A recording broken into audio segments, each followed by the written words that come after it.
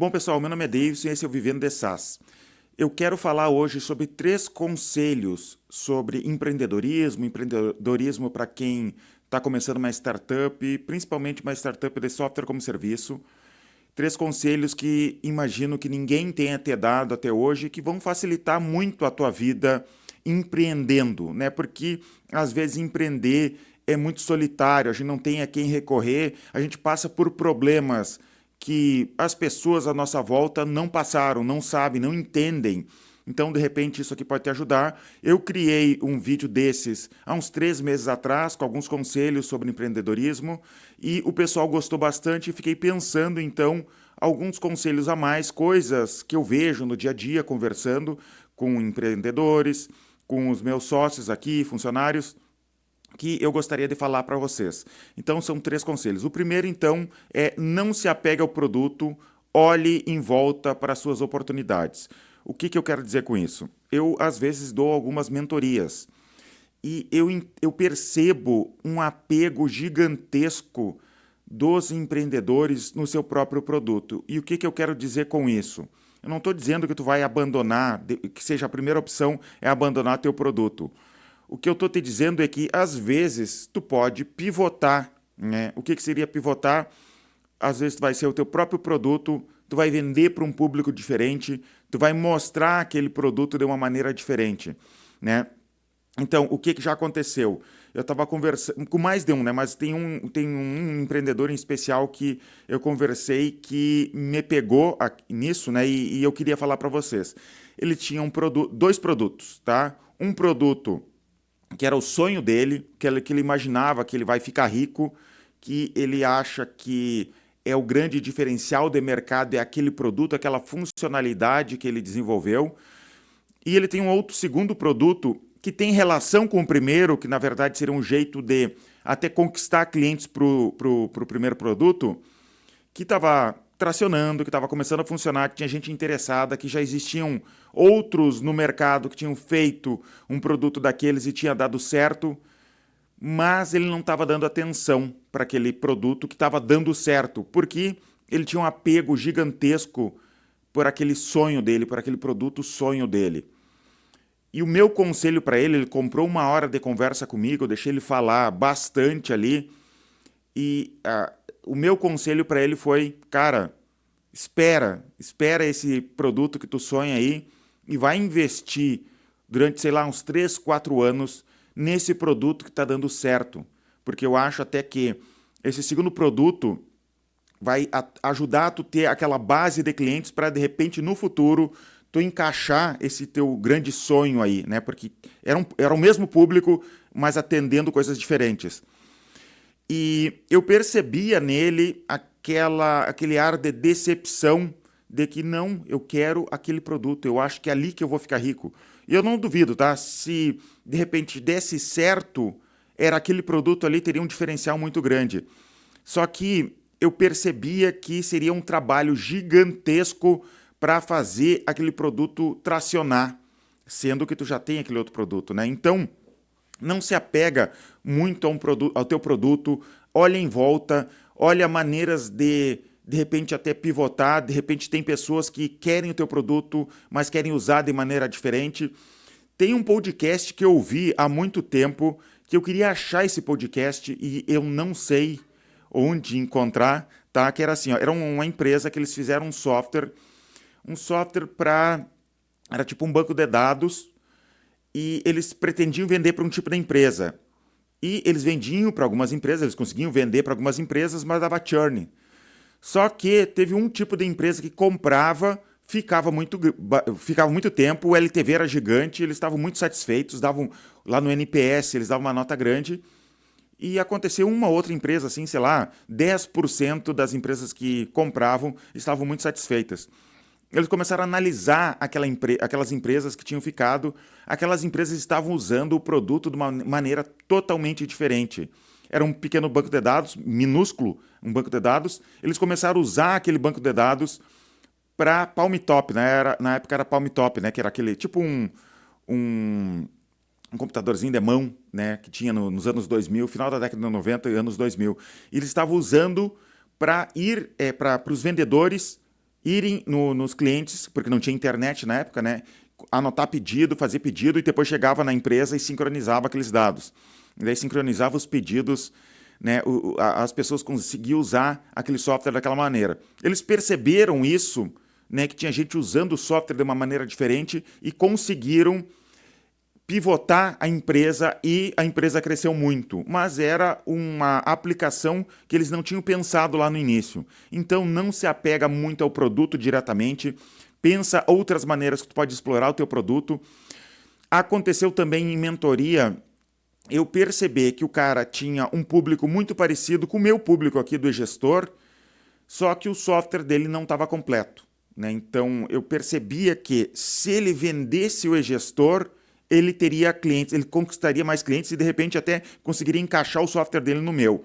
O cara tinha me pago 1 hora de conversa ali, eu estava meio receoso em relação a falar, a fazer propaganda do meu próprio software ali, e o que eu disse para ele, cara, o e-gestor tem esse sistema de revenda, mas de repente tu não precisa fechar negócio comigo, fecha com os concorrentes, né? Tem vários concorrentes no mercado, mas tu entende que tendo um software pronto, um RP, poderia encaixar no teu e tu conseguir continuar vendendo?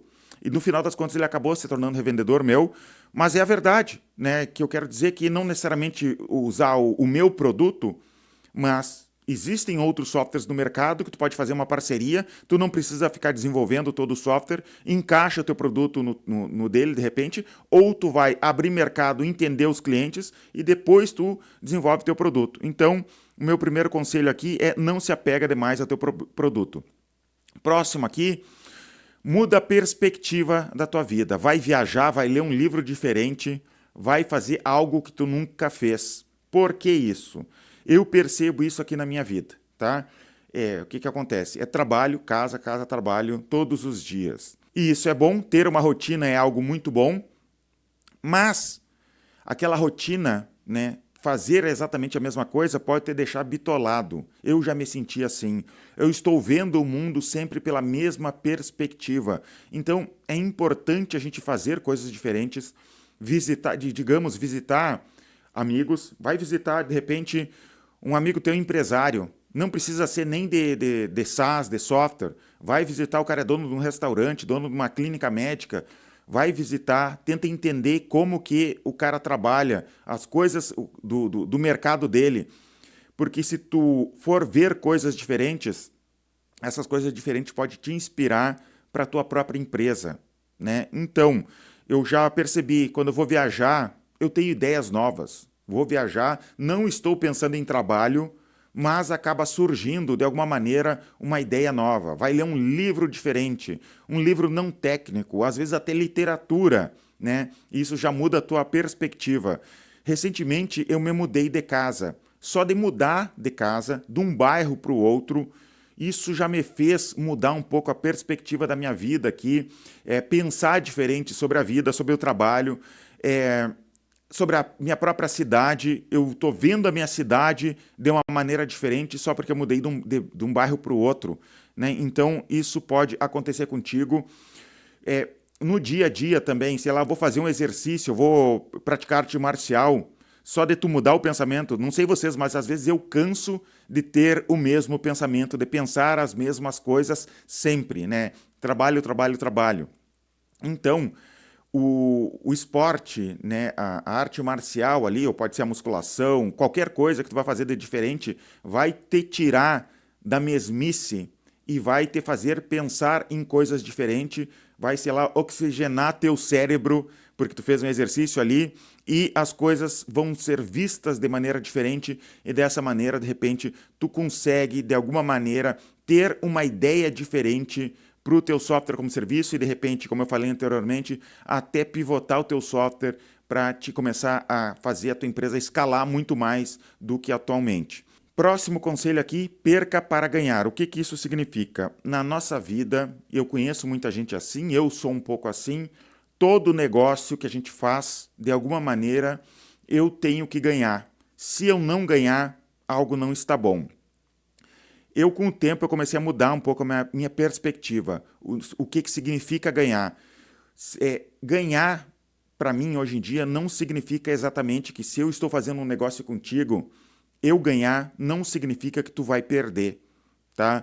De repente, pode acontecer, inclusive, se a gente for calcular financeiramente, hoje em dia pode ser que tu saia ganhando muito mais do que eu, mas se eu estou satisfeito no negócio, eu aceito. Por que isso? Porque perder para ganhar. Tu já foi no rodízio de pizza e o teu pensamento não é o seguinte: eu tenho que comer o máximo possível porque eu tenho que dar prejuízo para esse restaurante, né? Isso é o padrão de pensamento. Eu pensava assim, conheço pessoas que pensam assim, inclusive eu brinco sobre isso, né? Porque, por exemplo, meus funcionários foram recentemente no rodízio de pizza, eu falei sobre isso e eles, como assim, não vou tentar ganhar do rodízio?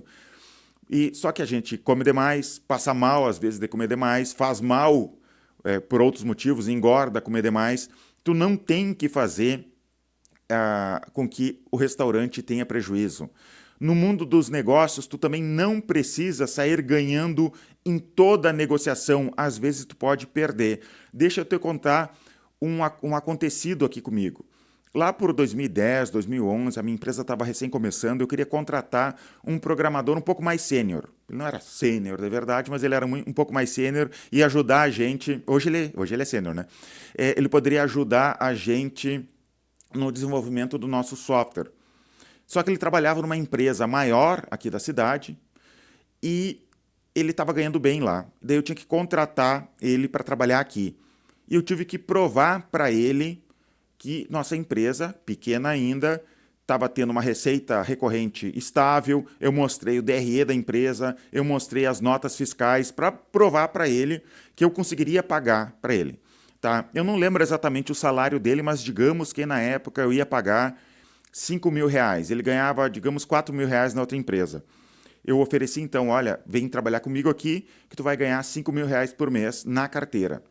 Falei com ele, ele veio aqui trabalhar no primeiro mês, depois que ele trabalhou, recebeu o primeiro salário e ele me disse o seguinte: Davidson, tu tinha me prometido 5 mil reais, mas eu estou ganhando aqui, sei lá, 4.500.